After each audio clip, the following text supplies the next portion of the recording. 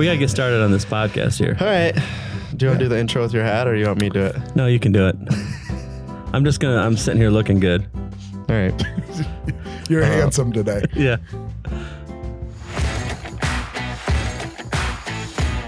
Hello, everyone. Welcome to episode 51 of the Slightly Serious Sign podcast. This episode is voted number 1 by this massive hat. I don't know why people buy these things, but they're pretty obnoxious. So this is the best hat in the world right here. Finally, we got a hat that actually fits my head. Fits your ego, at least. That's what I meant to say. Tim Horvath is back with us, sitting next to me here. He was previously on episode 36. So if you want to listen to him there, that was our serious episode. So hopefully this one might not be as serious, or it could be equally as serious. You never know. I wanted to talk about kind of where we think the rap industry is currently going, as well as like tips for new people or people that have been doing it wrong for a long time. So that's kind of our goal. Coming up for episode 52, we're going to be doing a live Q&A. That's going to be 9 a.m. on February 17th. And we want you to submit your questions to podcast@wensco.com. And we'll answer all of your questions live 9 a.m. February 17th. So we'll see you there. So the question I'm going to start with is the only one I actually wanted to ask you from last time that we didn't get to is what's your biggest pet peeve for the rap industry? Well, first off, thank you guys for having me back. I appreciate it. The first episode definitely went off the rockers. Like, we didn't answer any questions that we came on to talk about. And we had so many people messaging us like, oh my God, I was dying laughing. Like, you guys killed it. And it's good to be back, and it's good to finally talk about what we came here to talk about in the first place. So I appreciate it. I'm glad that hat finally fits Mike's head. Hard to get through a door sometimes, but it's all for him. So appreciate it. Episode 51. I'm ready to rock and roll with that. So sweet. Biggest pet peeve. See, you want to start with that? Yeah. That's where we want to go. So the whole reason this question got on there is this was 2 times ago, because I guess last time was when we were working on the Colex, but the previous time I went in there, and I don't even remember what I went in there for. I think I was dropping something off, or I don't remember. But he goes, you know what I think, and then just talked for about, I don't know, a half an hour about this specific topic. And I thought, man, this would have been awesome recorded, because he just kept going and going. And I was like, I don't disagree with you. So yeah. Well, you know, obviously you catch me in one of those rants. It's hold on tight, Horvath's on the level. So there's times when you get on the phone with him and he's on one of his rants, you just set the phone down, go outside, get the tractor moved, come back in. He's still ranting. He don't even know I left. Mow all of your grass. Yep. The entire time. All I hear in the background. Yep. So, yeah. What is my biggest pet peeve of this industry right now? Do you want like the highest one? Because the highest one is all the people who have no clue what they're doing and literally showing up on TikTok telling everybody that they're rap professionals. I can't stand that right now. That is like the trend of TikTok. Well, TikTok's not going to be a thing here in a couple days. That's true. Well, by the time this episode goes live. Yeah. It's supposed to be gone. We'll find out. But on YouTube Shorts or you name it, right? These rap guys who are giving educational videos to people who think that they're rappers. And not that I don't even believe that I'm a rapper half the time, right? I'm learning every day. I think in this industry that every single time you rap something, you learn something new. You learn a new technique. You learn how to be faster. It's all about repetition and doing it. Where nowadays we have all of these kids who are out there giving $1,000 color changes because they think that they're a rap star because they watched some guy who didn't even know what he was doing in the first place. Yeah. Like, I don't know when our industry got to that point that it's easier for people to go, well, I can buy that roll of vinyl off from Amazon, we'll say, But then it gets down to a bumper and they're just like, they're calling you going, hey, can you finish my bumper? It drives me absolutely bonkers. Like I have guys come in and I'll say, this is how much it is. And then they'll come back with a roll of vinyl and ask me to install their vinyl and ask me the price. And I tell them it's the same price because I'm going to throw your stuff in the garbage and I'm going to use stuff that works. Like, when did we get to that part of the world where we're like, and it's not just the rap industry, it's everything, but the rap industry, because I'm so involved in it, there is a technique. There is, I was told one time, it isn't about how fast I can put your rap on. It's about how long your rap lasts once I put it on. And I took that to heart. Like, that is like my goal, is to make sure that there's zero failures on your vehicles. Those TikTok videos do not teach you how to have no failures. No, we talked about this on another episode. It might have been the episode with you where I'd like to have a nice rap contest, but like, you don't pass that stage if I think it's going to fail at all. Right. You just don't pass, because you got to do it on speed at some point because you got to still make money. But like, number one is if it has any failure, you just failed that. You failed that section. 100%. Like, you get no points. Like, you don't get points. Oh, it's going to fail here, but you get this many points because you're fast. No, you get 0 points because it's going to fail. Yeah. Yeah. I mean, I think it's if I'm just looking at like kind of what I've seen the last few years, at least, there was like this complaint of people bringing on employees and then they'd be there for like 6 months and then they would be like, oh, I can just do this myself, and they would leave, right? So you bring on employees, you train them, and then they would leave and try and do it themselves. And we've gone a whole step further than that, and we're getting to the point where they're not even getting hired, right? They're just literally going and be like, yeah, I saw like 5 YouTube videos, I think I'm going to start a rap shop. And be like, no, you have no idea what you're doing. And they're literally getting to that point where rap shops have maybe 1, maybe 2 installers. But then outside of that, there are all these travel installers, right? And these travel installers are pricing themselves, which the shops should be charging, and they're getting all the money. And they're like, well, you need me because I'm in a pinch. And then you see some of their work and you're just like, you're not even, I don't care the certification. I get they have all the classes. You guys know, every one of my employees has come through here on a rap class. I don't need a little certificate that says that they did it. I tell them, go wreck all their stuff. Don't wreck mine. Like, take the 2 days and they're there to teach you, right? I don't care about the piece of paper that says you're 3M certified, you're Avery certified, whatever it is. I care about you going out and learning every single time you touch it. You see some of these travel installers, like, I can't guarantee you that it's my quality through a travel installer. You just got to hope. And it's like, because you got YouTube trained. Yeah. And I'm YouTube trained. When I started this company, I didn't know anything about anything. I learned and I failed. But you do a travel installer, they don't even hold accountability. They just, oh, not my problem. You can pay me to go do it again. Like, no, that's not how this industry should work. Yeah. This industry You have to keep learning. I actually learned something from Tyler's video. And I thought, I wasn't going to say this because like I feel really stupid, but the new 3M stuff, I meant to tell you this. That was funny. That was the first thing I noticed when we did it. It's the PPF stuff, right? PWF stuff. We tried it and I'm like, man, this is hard. Like, it doesn't stretch at all. It's really hard. Turns out it has a cap liner on it that doesn't stretch. It's like a rigid cap sheet.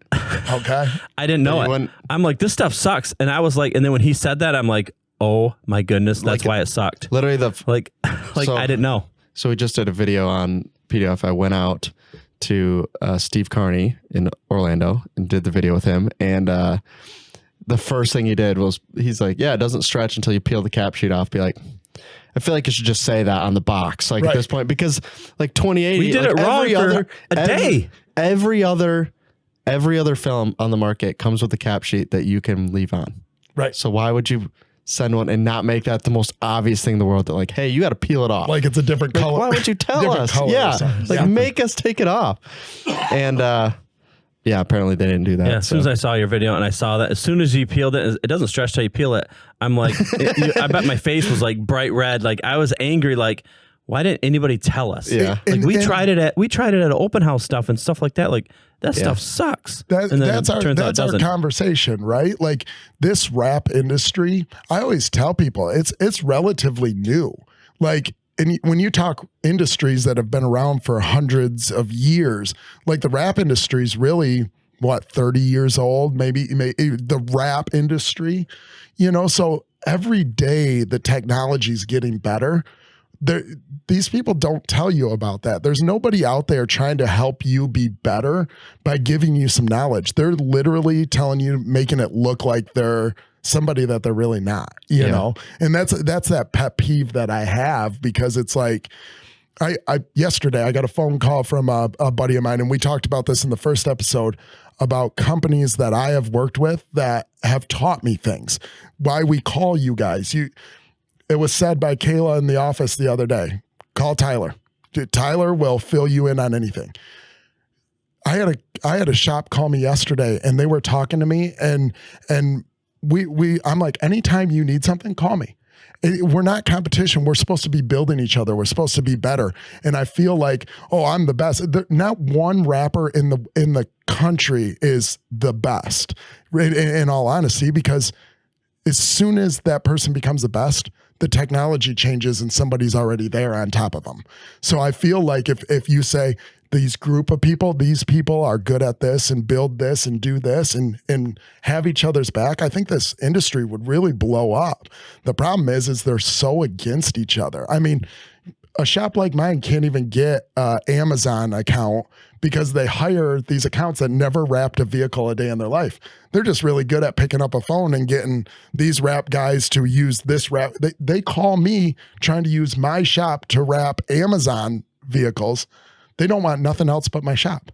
They don't want me to print the vinyl. They don't want me to install the vinyl, you know, and we're paying people like that. And it's like, this industry could be so much better if we all stuck together and really built each other to be better.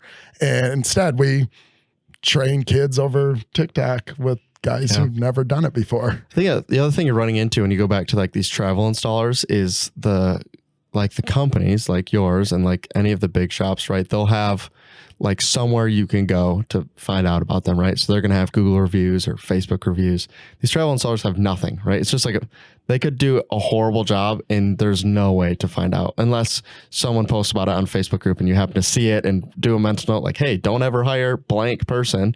Right. But even that, like you would have to see it. Like you can't just like go and look them up. You're just like, I hope this works out. Yeah. So there's zero accountability, right? There's zero accountability on the front end to know if they're skilled, and there's zero on the back end if it fails to go back on them because there's no, it's not like a sounds like a good gig to me. Actually, I could probably do that. That's what I said. That's the joke I made to him when we talked about the first time. I can heat and mash all day long. But that's what that's exactly it, right? Like all of these guys, like we say, they work for a shop for how long, and then they're like, oh, I can do this by myself. Well, at least they worked for a shop. But in all honesty, like working for a shop, what happens when that fails? Like for me, we take pride in our stuff. So if it fails, we're out there replacing it.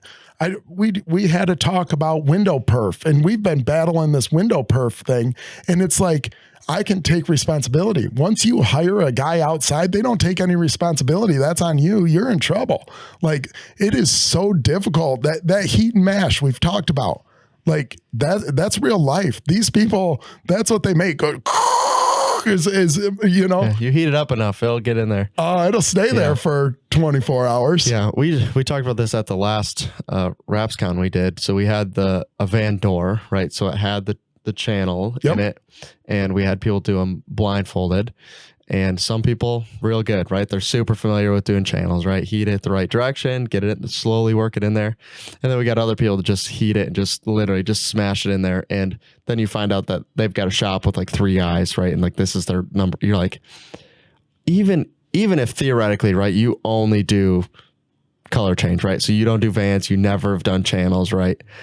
This is still the same application as so many other things on regular vehicles, right? Like if you have a deep recess, like on a bumper or anything like that, you've been doing it wrong. Like that is failing for sure on your customer's vehicle, and maybe they don't notice or know, or you don't care enough, or you just like, oh yeah, we'll fix it, and you just keep doing it the same way every 6 months and be like, yeah, this just is the way it is, right? Yeah. Primer 94, let's sucker let's stay down.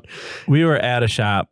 It was me and Tony in Detroit, and he was talking about the same thing, and I respect this guy that does it. He said they came in and asked me to do a bumper, and he said, well, I'm going to have an inlay here, I'm going to have an inlay here, I'm going to have an inlay here, because otherwise it's going to fail. And they're like, he's like, well, I want it all the same color, or I want it all one piece.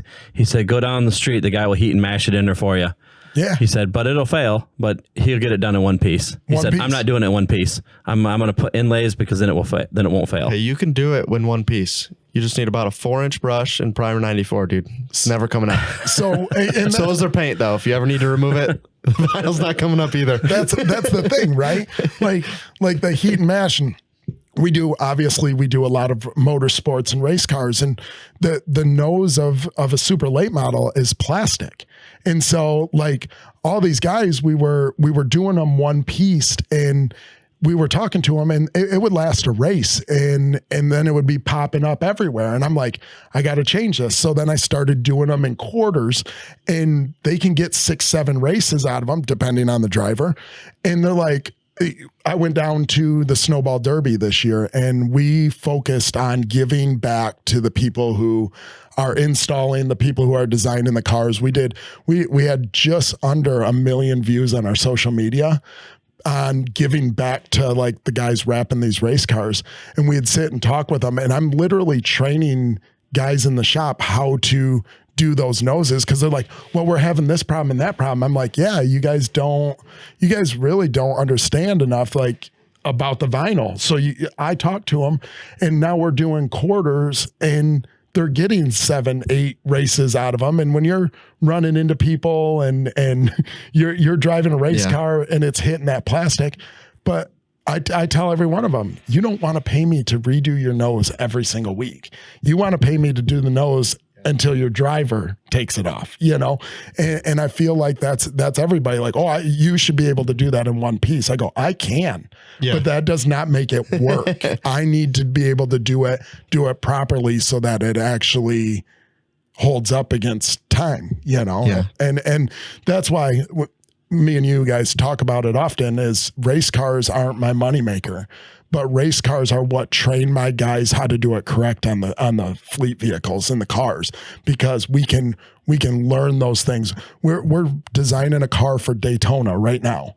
Like that's 200 miles an hour, and we're looking at that car going, okay, did this hold up? Did this hold up? Like, how did this work? Even when they crash, we're over there dissecting the vinyl to make sure that it did its job. Yeah, I think I've been dealing with Ray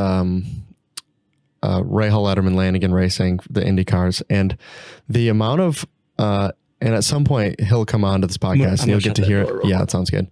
He'll come on and he'll talk about kind of what goes into this, but the insanity that is how much goes into making sure that car has no drag when they're wrapping them is unbelievable, right? Unreal. So, like to give you an example, like this is the level of like people that are in this industry are really thinking about what's going into the cars, right? He had to come in, he laid vinyl, and then they had used a micron meter to measure the distance between the two panels.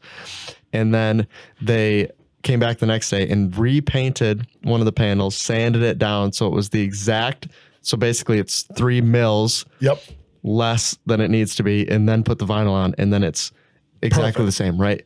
Yep. But someone who's been, you know, like you, that's not a job you can just be like, yeah, let's bring in a travel installer and wrap an Indy car, right? That's not going to happen. That doesn't work.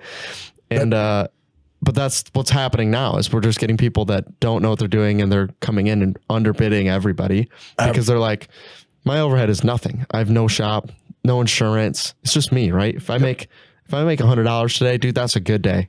$100, you know, 100 times 365 days a year, dude, that's okay. I'll live. And, that's what we're competing with. And it's those failures look bad for everybody. Like I don't remember who said it. It was one of the old, it was either 3M or Avery reps said, the best way to sell wraps in this industry is a good wrap. And the fastest way to make sure no one ever wraps the car again is a poor install, because if you get a poor install, you're never going to do it again. You'd be like, why would I do that? That was awful. Like the whole experience was awful. The price was awful. The look was awful. And if you get a really good one, like people will just get more, right? Like if somebody is driving down the road and sees a sweet wrap, they're gonna be like, I need that for my business too. But if they see a horrible one, nobody looks at a lettered vehicle, right? And was like, you know what? I need to wrap my car. But and the hard part is, right, is there's more of those bad wraps out there than there is 100%. Those good wraps because there's more people. Now I came from learning, right? I had to start somewhere. That's everybody. But we can't keep turning out and being like, well, we're rappers. And like, you know, those videos that, well, I'm a rapper because I do that. Like, you can't be that way. You really, if you want to be in this industry, you have to understand that there's, number one, you're not perfect. You're never going to be perfect. Number two, that you're going to learn every single time you have a car. I can do the same car a million times. I'm going to find 5 seconds here and 5 seconds there to be faster, to be better. Materials. We talk materials all the time, right? You get a new material, the new technology comes out. You don't understand the cover sheet. Like that's happening more. Thanks for picking on me again. Well, you know, my favorites today, I looked up a thing and it jumped up and it said colored PPF. And I'm like, why are we saying colored PPF? Isn't that just wrap material? Like, what are we doing here as an industry? Like, sometimes I feel like we go down the wrong road, and sometimes we're going down the right road to be better, like a cover sheet, so that we don't have to get those scratches out of the laminate or, you know, things of that nature. But like some of these things, like colored PPF, that is, for whoever's does that, that's never, ever, ever going to work unless you had the same color car underneath of it. Like, yeah. So this is the one thing, not the one thing, but one of the main things with 3M that I appreciate is that, like, I always tell people, like, Arlon and Avery, beep, all of them would be nowhere without 3M. Like, all they're doing is taking the products that 3M is making and then they're innovating on them, right? So I'm not saying they're making the same product, right? Like, 1105 is a different product than IJ180, but if IJ180 never came out, we never get 1105, right? They spend all the money to do it up front. So when 3M comes out with PWF, they're calling it protection wrap film. So they're not calling it PPF because it's just them being honest, right? This is not a PPF product, right? This is a color changed film, but it's a more protective version than the previous one, right? But these other companies are coming in and they don't care at all, right? They're going to call it colored PPF and someone's going to buy it and be like, yeah, this is a protection film. Be like, it's not protecting anything. Like, it's not thick enough. Like, test it. It's not working. Like, I don't know if you've done this. And that's just what's going on with the industry. It's just, one is on the installer side and then two is on the material side. We're just getting the most random new material every day. Every day I log into Facebook and look at Wrap Room or any of those. And it's, hey, have any of you tried blank? And it's some film I've never heard of. And you'd be like, if I haven't heard of it, who's someone who like, this is what I do, right? This is, be like, no, that's the answer. I don't know what to tell you. The answer is no. I like the stops. Okay, we stop there. Hey, you know, we go to talk about film. I only use this film. I'm like, what is that film? And then you come back in 2 months, you drive by the shop to see if he's still using that film. Not there. Yeah. Gone. Yeah. Oh, and it's not by choice. What happened? And everything you put on failed. That's what happened. My favorite, because I'm obviously involved in a lot of these Facebook groups and like try to keep up, same thing that we talk about often. And my favorite is when they post something about a race car. And they're like, what's everybody using for race cars? You know, we need to make sure we're the cheapest. And I'm like, you're in the wrong industry. Like, if you're over here trying to get the cheapest, I just found one, I forget the name of it. And they're like, they literally were blasting out, oh, we love this. This works so good for race cars. And it's like, you guys continue to just find the cheapest stuff you can, put them on race cars. And then when it fails, you're looking for the next cheapest thing. I'm like, that doesn't work. And that's continues on. Like, all the 3M started it. We all know that. Other companies have come in and made it better and worked at it, which is probably only 3 companies. And then there's about 100 other companies that you've heard of. And you're like, Yeah, I tried that once. Like, bad idea. Yeah. You know, I don't even use that on trophy stuff or like, you know, plaque stuff or anything. You just can't. I can't afford that. Nothing's funnier than seeing a golf sign. You know, they just made it and it's already peeling. Oh. Like nothing's funnier. Like, okay, what did you use? Right. Yeah. Like, How do you mess it up? I mean, how do you mess that? It only has to be out for a day. And it went from cold in the morning to hot to back to cold. And your sign's falling apart. Like, you just want to like just get up there and hit it with the golf club and like, who made this? Yeah. What did you use? If you're a customer, if you heard somebody say, hey, I tried, and they list IJ180, 1105, SLX Plus, or even any of the stuff, any of their wrap films, and they're like, yeah, it didn't work. That's not a shop I'm going to use, right? All of those will work. Right. You 100% can install with any of those films. And if it's like, hey, we tried it and it didn't work, it's like, no, you didn't know how to do it, right? Yeah. And maybe you found one that you can get to work, but you should be able to use all of those, right? Like any of the big names that are doing, you know, RapsCon and that kind of stuff. And then you have your preference. They're taking whatever film they can get and they'll install it. It doesn't make any difference to them. They'll they'll have a preference, right? I mean, like you are picking the one that you like to use the most. But if we gave you any of the other ones, it would go on, right? And you wouldn't look lost out there. You wouldn't be like, I don't know how to use this one. But there is some where it's if you're just finding the material that kind of works within your skill set that you have, that's where the problem is, right? With race cars, the problem is they can't get to stick, right? So like, I'm looking for the highest tack vinyl I can possibly find, because then I know it's going to stay down, right? My favorite in the race industry is, oh man, your stuff's super thin, and this other guy, he has the best stuff. It's super thick. And I'm like, as a matter of fact, your guy who's selling you the super thick stuff is not telling you the correct information, because the thin stuff is to go around the curves that are on your race car. You can use the super thick stuff if you're going to do a 4x8 sheet of aluminum. Yeah. But if you're going around curves and going into channels, you have to use something thinner to get it to form to those. Yeah. And they're like, no, my guy has better stuff than you.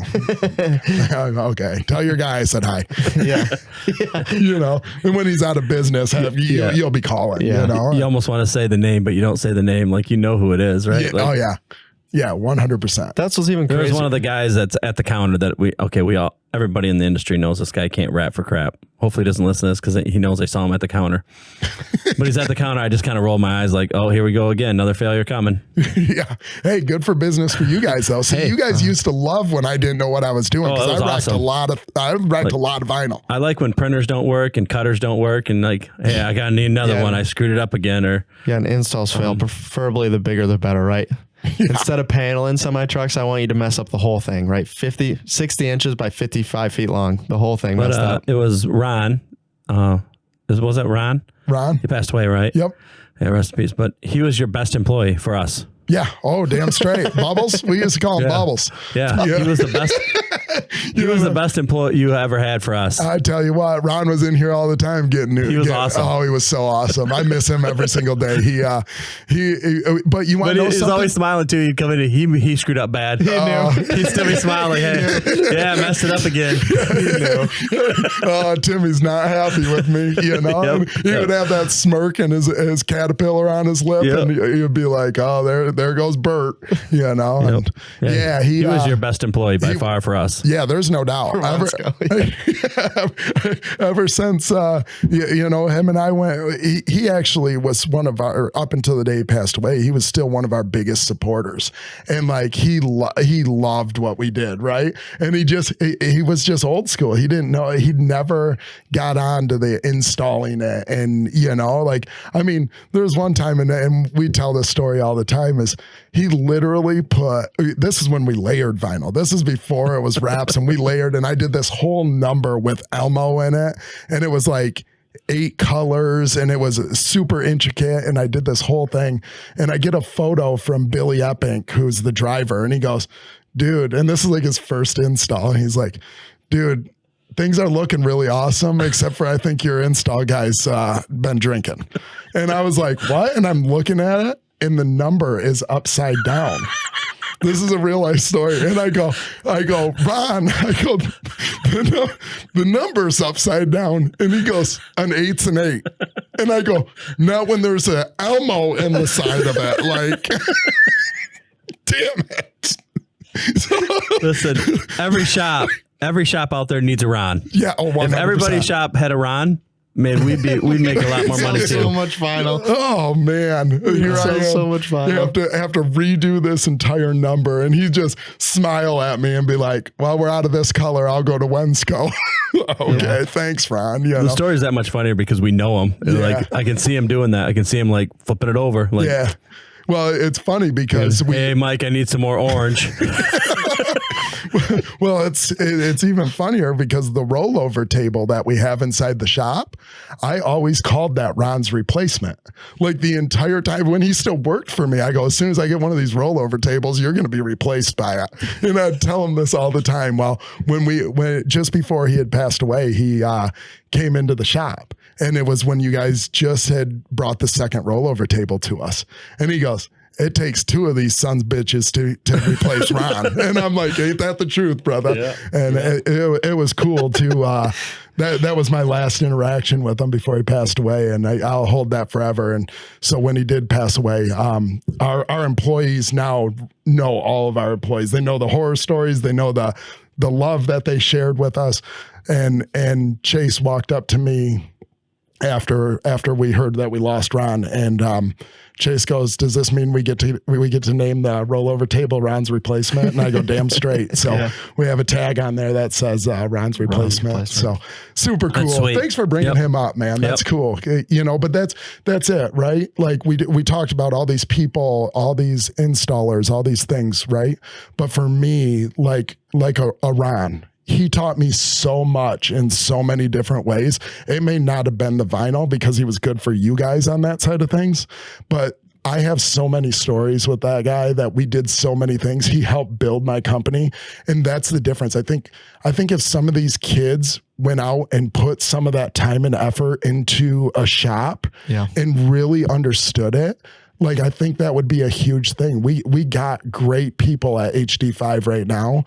And like, I tell them every single day, I'll sell you the company if you think it's that great of a deal, or we can work together and blow this thing up to huge levels. And that's, I always tell them that, because in all honesty, owning a wrap shop is very difficult. It is tough to be the leader of something or do something right. I think you guys have always been on me about that. Tim, just do it right the first time. And that's our motto. So when you have these installers that come in and I see them and I'm like, yeah, no, that was fun. I'm glad I hired you one time. Yeah. And now I'm not ever going to hire you again.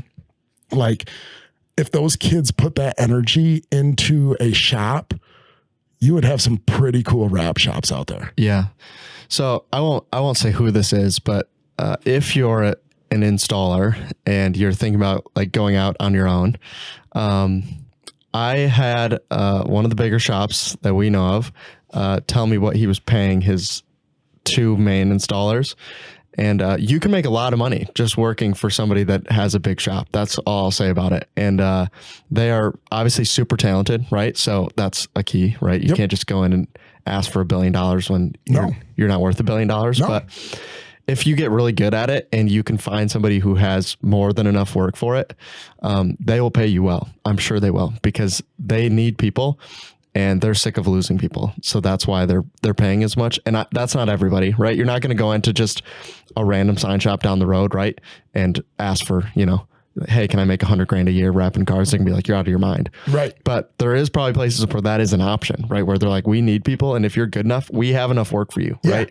Yeah. And it's going to be, you're good enough and fast enough. Both of those have to come hand in hand, which is what we talked about earlier, right? Not just fast enough and not just good enough. If you're both though, right? If you're doing a commercial van in 8 hours, there's a lot of shops that would like to hire you. If you're doing a commercial van in 8 hours, well, I should specify. Right.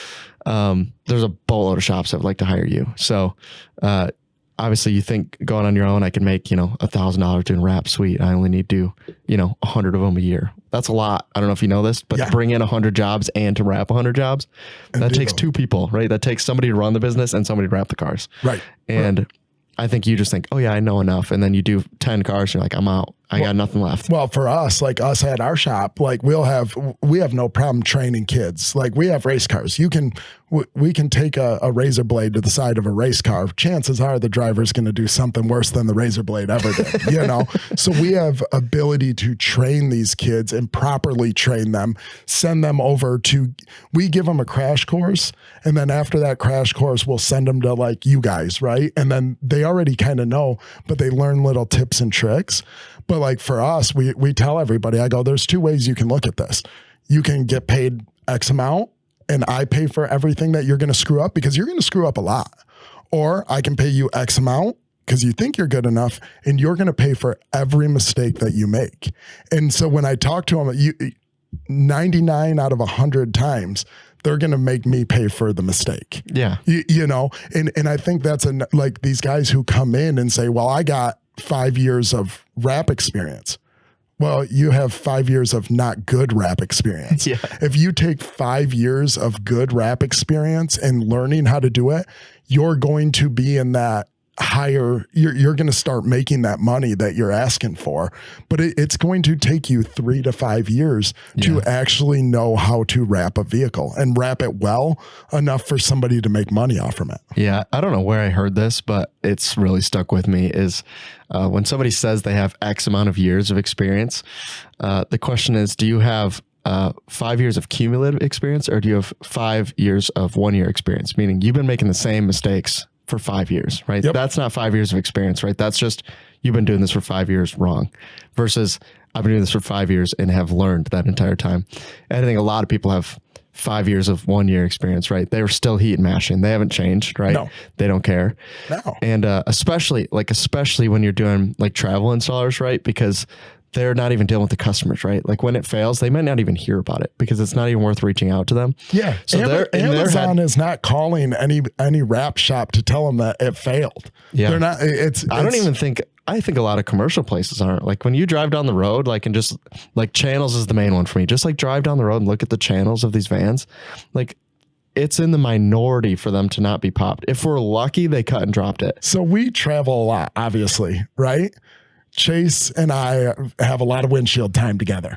You wouldn't believe how many times where you guys have this same thing, driving down the road and it's like, that's crooked. Look at that. Like we'd speed up and like Chase would be dozing off or something. I'd slam on the brakes and be like, you got to see this, you know, like it is to me to see some of these wraps. So you're just like, yeah, they didn't let that go. I mean, like a perfect example of this is when I just went down to Orlando, I'm leaving the airport and, gloss red Cybertruck passes me on the highway and on the you know back, it's wrapped. Yeah, obviously. Yep. And looks, I mean, from what I can see, looks good. I mean, it's not hard to wrap, so it'd be hard to mess it up. Passes me, and I'm thinking, wow, the red kind of looks good, right? It's the first time I've seen a red one. Passes me. On the back, there's a QR code that says rent me on the back. That's all it says. It says rent me with a QR code. Crooked. You're telling me you paid somebody to wrap your Cybertruck and then my guess is you put the QR code on yourself. Yes, probably. Yeah. Like you paid somebody, I mean, at least a couple thousand, maybe if it was Orlando. So it could have been $500, right? But you paid somebody a couple $1,000 to wrap, and then you put the QR code on crooked on the back. Like, you realize how that looks? My favorite is the do-it-yourselfers that leave the clear app tape over top of their stickers. I just want to jump out at a red light and just yank the app tape off and be like, got you. The back windshield they're talking. Yeah. Where they have the clear square still on there. Yeah, and it's peeling up on the edges. I just saw one. You know, the Subarus have like the American flag for the side. Yeah. I just saw someone that had the American flag on there with the clear app tape still on it. And it was over the molding on the window. And I'm just like, they tried to even tuck it in the other side of the window. And it's like, dude, that part comes off, like, and you just want to yank it. You just want to pull it right off, like, dude, this part comes off, like, this is, so funny. You can just tell. I had bought that on Amazon and put it on, like, then they tried to figure out how to tuck it in the. I saw it was it was Long Beach, that's where it was. They had obviously like one of the, whatever it is, the shops that sell stickers, and they had the app tape on there. The back was printed that showed you like how to apply, and it was like peel off stick, peel off top layer, and I was like, you guarantee whoever printed that thing they just doing the same thing. We are walking around like, are you serious they left that on there? Be like, I guess it's not that obvious. You have to peel it off. Like, I guess I'm going to have to tell people now, like, hey, peel that off. So, to us, it's funny. Like, well, even how many times we walked in a place and seen Alpha Pan on the back of their sign? Like, they didn't even peel our, like, just peel the backer off. Like, dude, like, it's nice and white on the other side. I did a sign for a buddy down the street from the shop. And I was like, here you go, come pick it up. He's like, love it. I drive by a sign every single day, and it's double-sided sign. But in the center, there's no cap on it. And I can read the Alpha panel every time, every morning I go to work, and I'm like, I told him, and he goes, yeah, it looks good to me. The one is the new Chinese place in Alpine had a sheet of Alpha panel in their window for years. Yes. 6-7 years. You walked in, it was the first thing you saw because it was facing the lobby. So when you walked in, before you got to the lobby, the back side of the sign was facing you in the window, and you could just see Alpha panel by Wensco. Every person that left that place, the backside was showing. So every person that left saw Alpha panel by Wensco. Literally everybody that left that place for a couple of years. Yeah, so Ron wasn't the number one guy. There's other people. There's other people. We love those people. And then one of the, I can't remember what school this was. They had put Alpha panel as like the baseball advertising signs, but they're inside facing, right? So the sign is facing the inside, but if you drive around the ballpark, it just says Alpha panel on the back. Over and over and over. Yeah, like just repeated. Nice. It's awesome. Yeah. Who doesn't peel these off? But I appreciate it. Yeah. I mean, peel it off. It's nice, bright white. Like, but we'll take it. We'll take it. We'll take it. Yeah. Free advertisement. Yeah, so we did it again. We're 45 minutes in. Oh, 45 already? We did one question. All right. Let's go to the next question. So I'm not even going to go to the other ones. Welcome to Wensco. It's going to take us to the Wensco podcast. I'll go through you asked about the rapid fire ones last time because you read through them. So I'll just go through some of those to give people an idea of some of the other questions I was going to ask. So this gives you an idea where we're headed with rapid fire was like kind of where advice for new shops, advice for new people getting into the industry. And I think we did that already. Yeah. We covered a lot of that. Like, yep. I think the best bit of advice, I think universally, and even though the Facebook pages, I think are all like unanimously agreeing on this, is like, just go work for a good shop. I should specify that as well. Like, go work for a good shop. If you're going to go work for a place that doesn't have an installer and they just want one, that's not going to be a good spot for you to learn. You know how many installers I've talked to that lost the love of vinyl wraps because they worked for a bad shop? Yeah. Like I've heard it more times than I've heard people who worked for somebody and it just wasn't working out.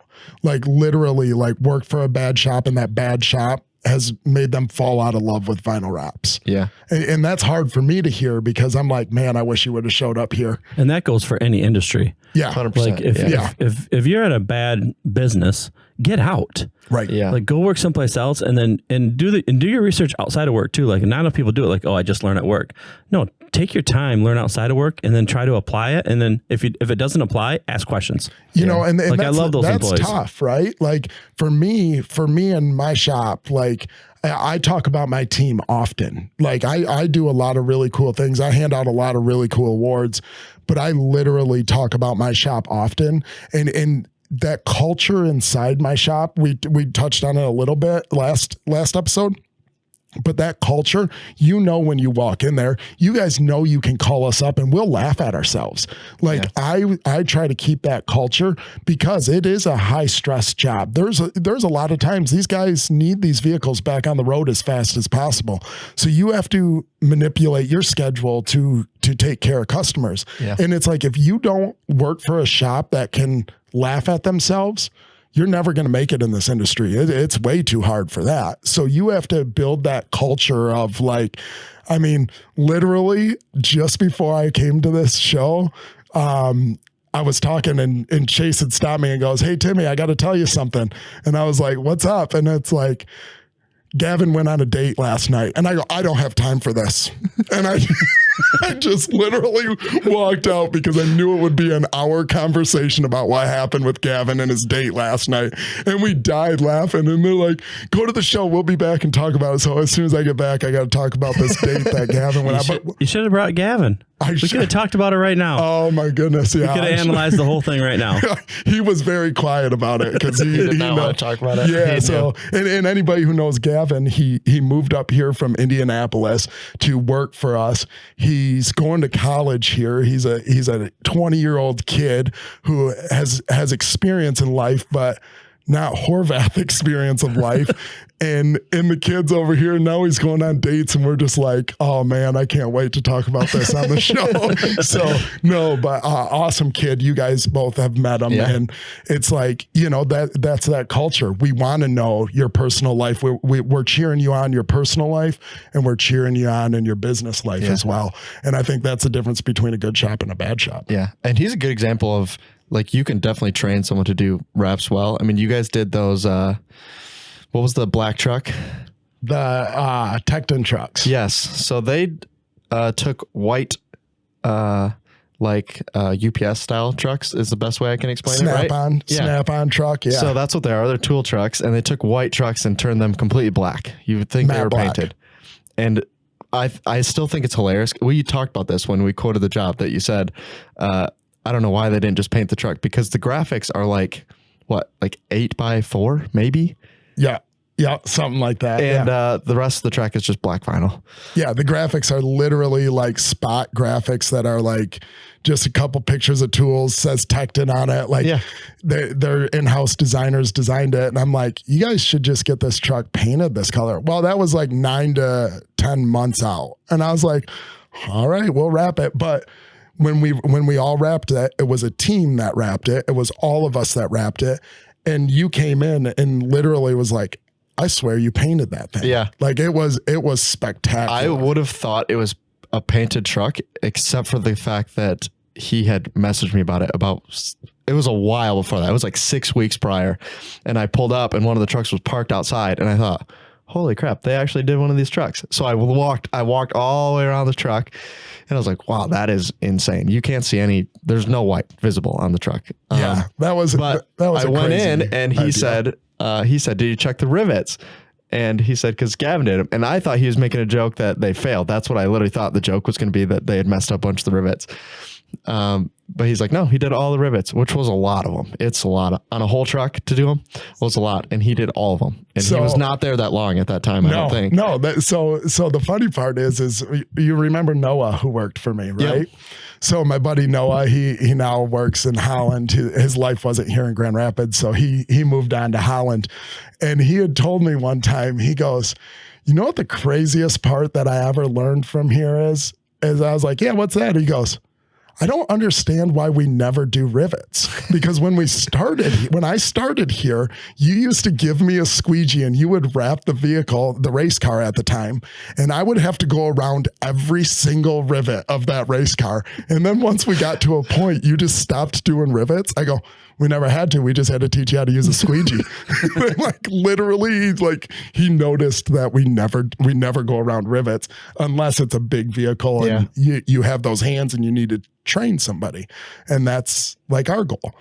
You don't need to do that if you're good at what you do. But if you have a kid that needs to learn, we can have them do every rivet. Now, Gavin probably never wants to do another rivet in his life after that Tecton truck, but I mean, that's here nor there. But he still will. Yeah. We'll put him on the next truck. Yeah, when it shows up. He's either going to do it or he's going to come on the podcast, talk about his date. That's his choices. He's going to come on the podcast. He's got two choices. He's got two choices. Or come on the podcast looking for a new job. So, they only let me do rivets. If anyone will let me do, I don't know, the sides of the car, I'm all in. The worst part is if he comes in here looking for a new job, Mike's going to look at him and go, you ever meet Ron? Because you're going to go still work for Horvath, but we're going to teach you how to make us money. Yeah, that's exactly right.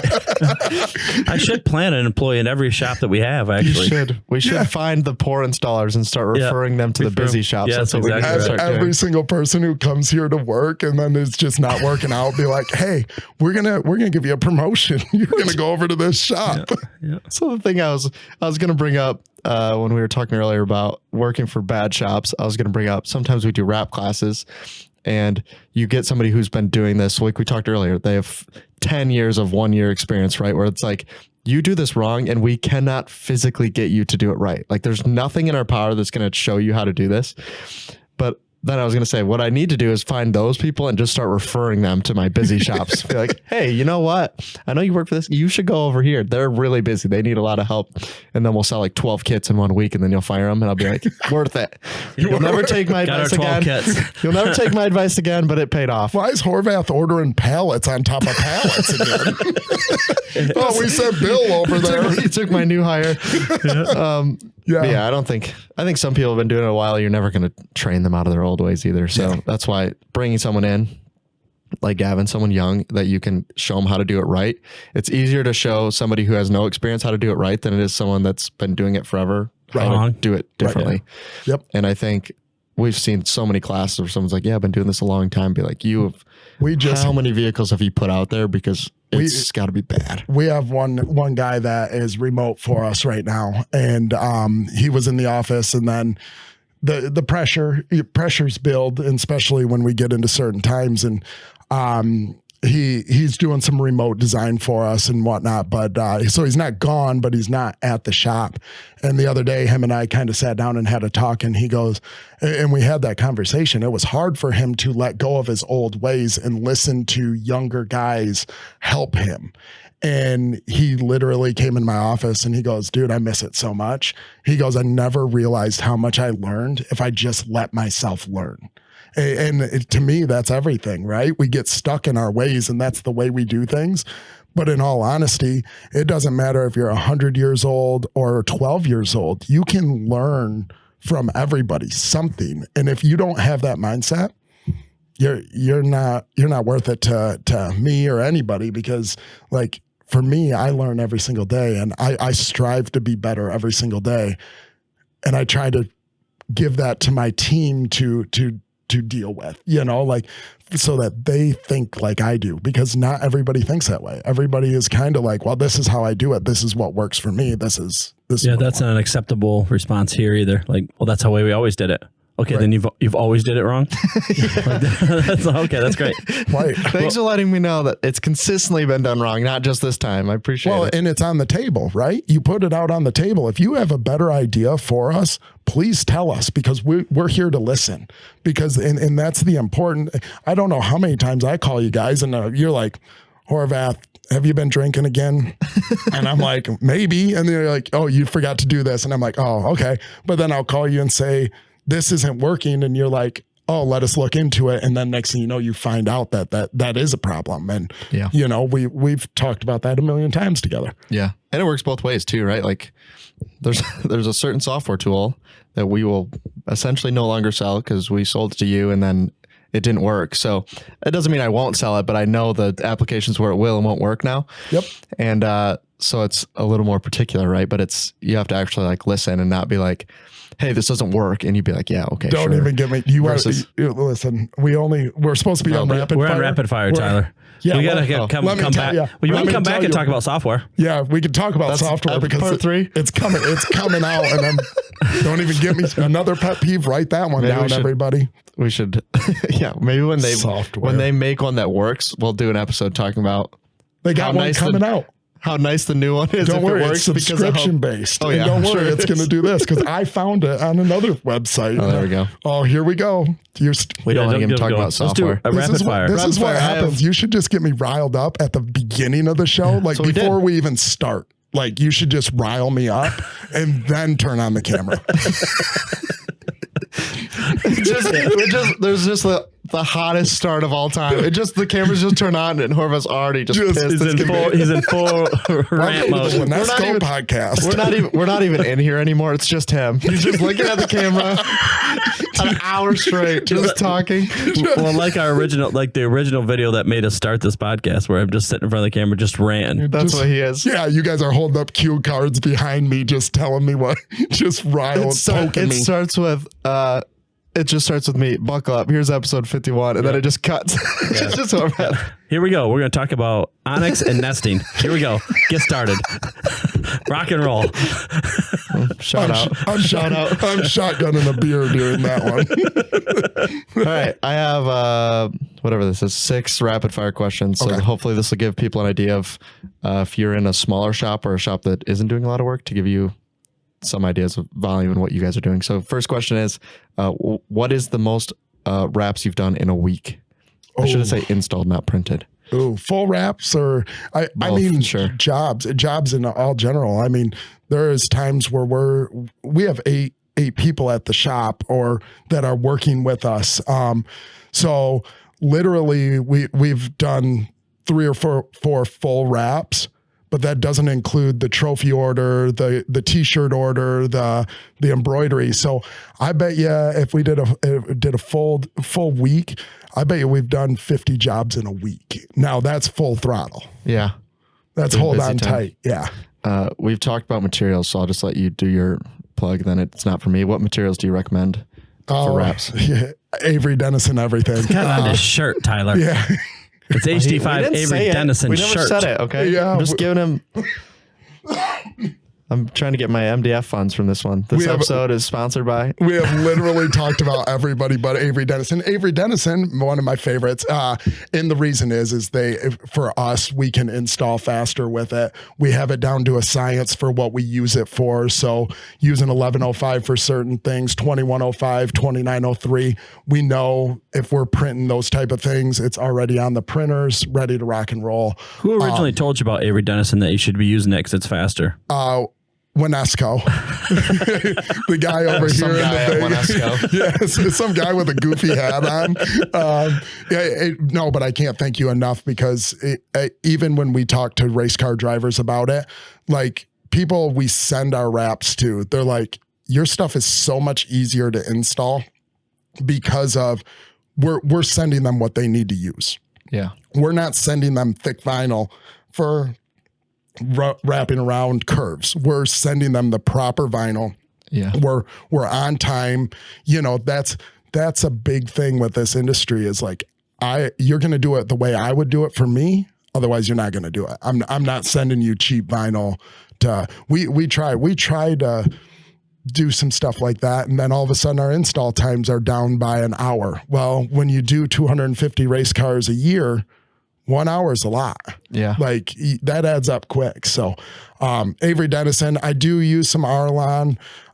We do use 3M, but like for us and for what we need, Avery has everything that we use at the shop. So, we truly enjoy the consistency of it. Yeah. If we run out of stock, which we shouldn't, of 1105 or 2105, Wensco West is usually pretty well stocked up.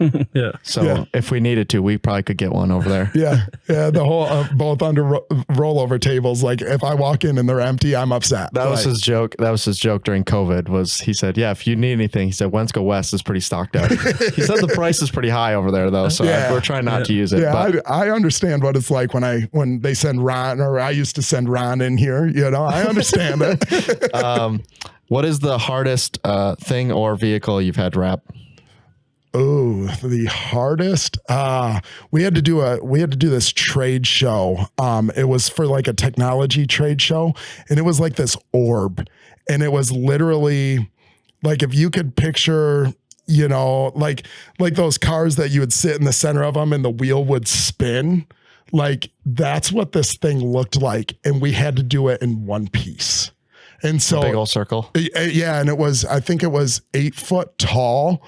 So you had to go from the bottom and wrap it all the way up and over and do it in one piece. They wanted no seam. That's a fun one. That's when I hated engineers because I go, whoever engineered this thing was an idiot.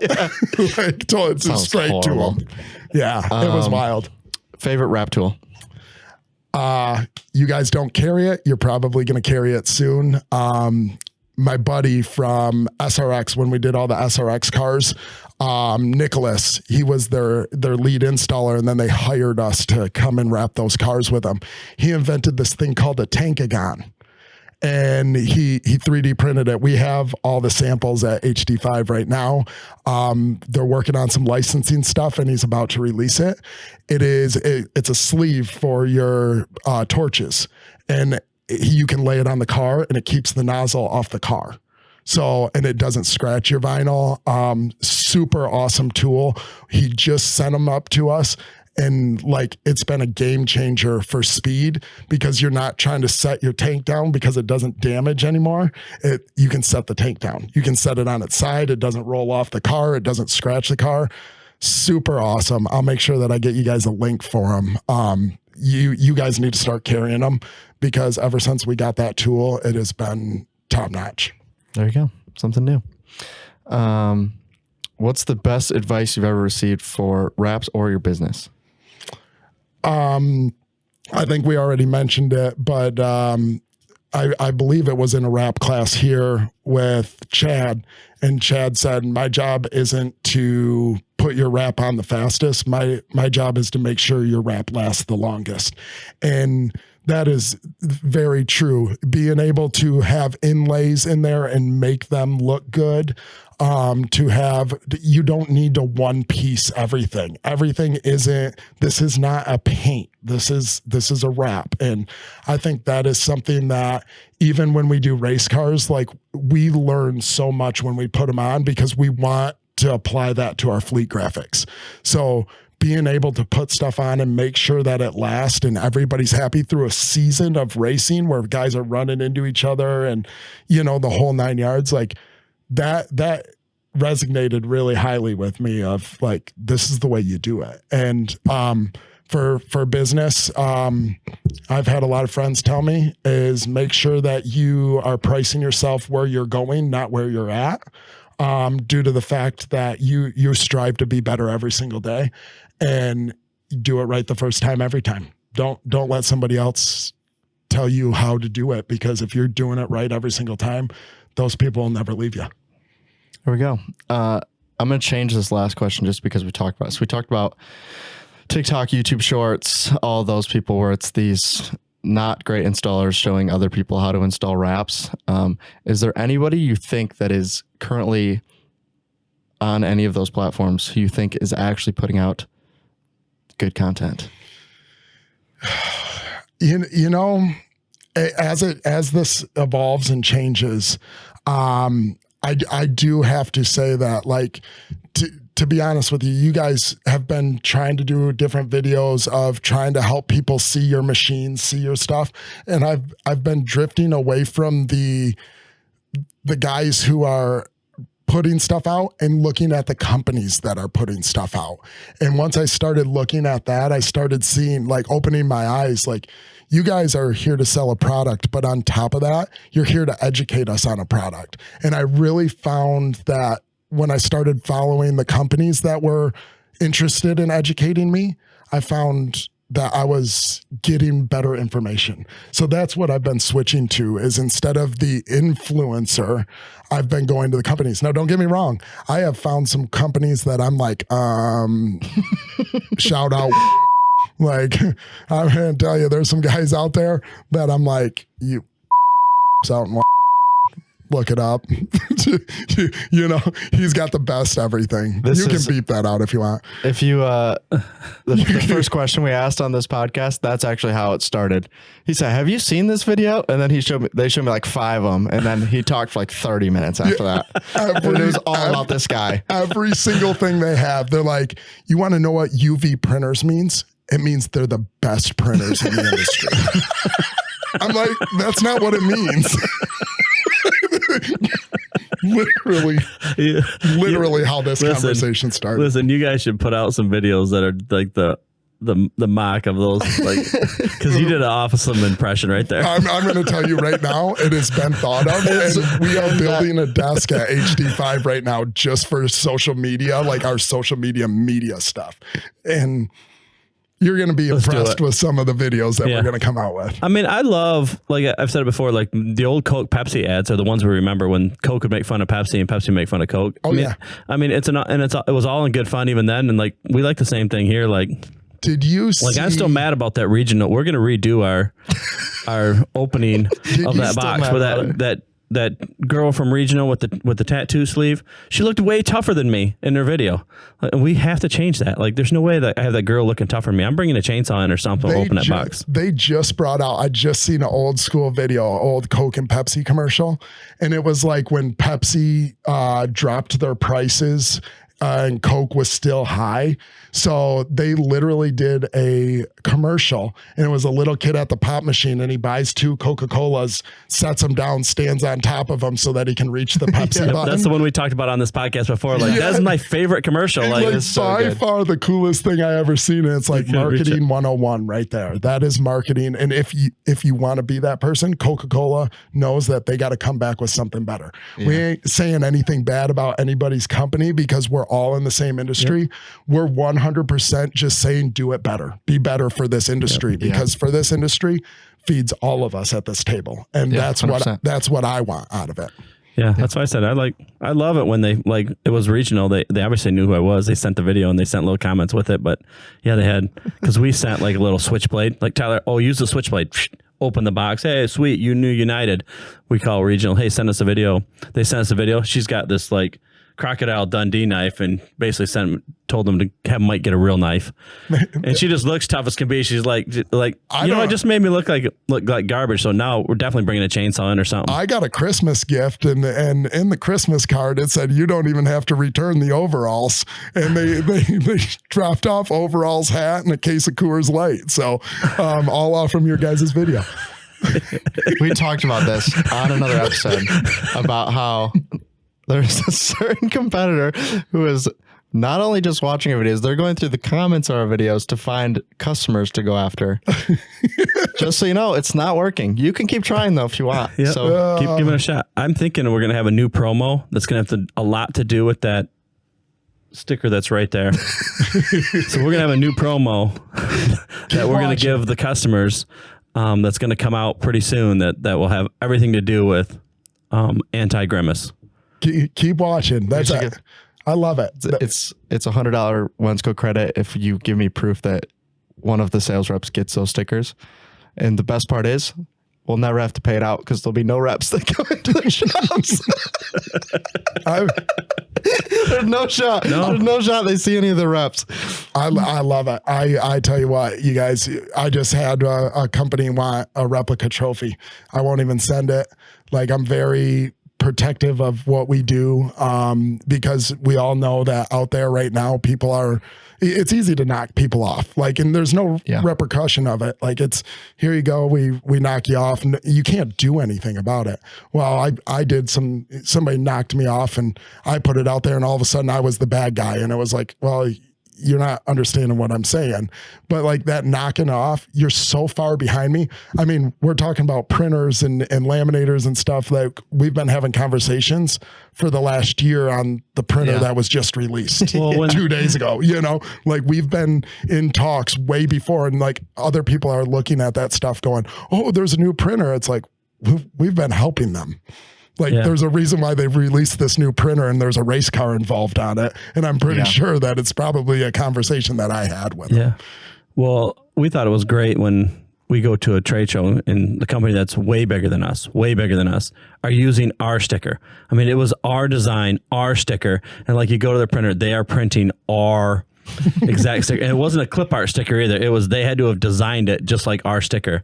And it's like, for us, we're like, we're not mad about it all. We're like, oh, they're really paying attention to us because they even use the same sticker we're using. You won't believe how many people bring him those big hats from here on out. You know how many people are giving. You know what else we need? You need to build us a trophy right here for like #1 podcast. #1. Oh yeah. Yeah, we need a #1 podcast trophy right here. What were we nominated for the #1? Like, what? Oh, we were self-proclaimed. Oh, self-proclaimed. It's the same thing. I'm permanent employee of the month. I'm permanent employee of the month here at Wensco. We'll wrap it up. But the thing we have a Wensco employee of the month at our shop. It's going to show. Whoever does the worst job. If you're listening to this and you want to nominate one of your employees, you know, we'll check your order history. You know, if you ordered the same kit 4 times in a row, they can win. We'll put it out for you. But yeah, we just made a new like trade show backdrop, and it says it's the same one we had before. So it says like Wensco since 1937, and it says voted #1 sign supply distributor, and then in small font under it says by the Slightly Serious Sign Podcast. So it's nice. It's self-proclaimed. Nice, but I think it counts. Yeah, you know, we said it. So Wensco's #1. So technically, I said it, which makes it true. It's not once you put it on the internet. it's all real. true. Yeah. Yeah. It's real. Yeah, it's real. All right, we got to wrap up. We went way too long. Nobody's listening at this point. Maybe. Yeah. If you're still listening at this point, thanks for tuning in. Yeah. Don Long is still here. He'll leave a comment that says, yes, I was still listening at, well, it says 71 minutes on there, but we're probably at like 70 minutes actually. Well, they missed the best parts of the Wensco. That's true. Sign Supply making fun of employee some of the people. month. Yeah, that's also true. What do we need to beep out after like the 50-minute mark? Who's still listening at that point? Yeah. Well, Just I leave 'em truly in. appreciate you guys. Like what you guys are doing, keep doing it. Like we've talked plenty of times. We love coming over here.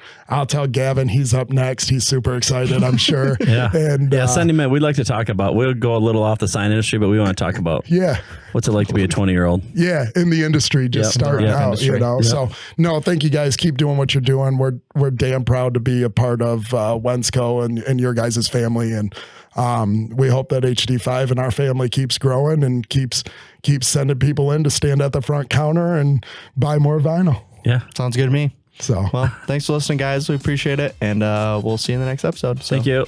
Bye.